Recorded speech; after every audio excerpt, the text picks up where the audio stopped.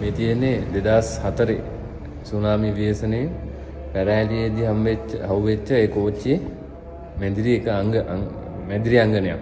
ඉතින් මේක භාවිතයෙන් ඉවත් කරලා මේක මියුසියම් එකේ මෙම තැන්පත් කරලා තියෙනවා.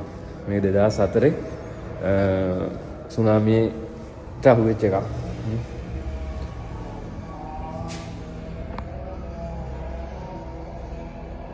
ඉතින් මේකෙදී 1800ක් විතර මිය ගිහිලා තියෙනවා කියලා කිව්වා. නමුත් අතනදී අර එහා පැත්තේ තියෙනවා පොඩි ස්මාරකයක්. ඒ ස්මාරකයේ තියෙන්නේ 1270යි කියලා. මේ තියෙන්නේ මේ සුනාමියෙන් ජීවිතක්ෂයට පත්වෙච්ච කට්ටියගේ ගම්වාසීන්ගේ අර කෝච්චියට වුණානේ. මම මැස්සලා පෙන්නුවේ.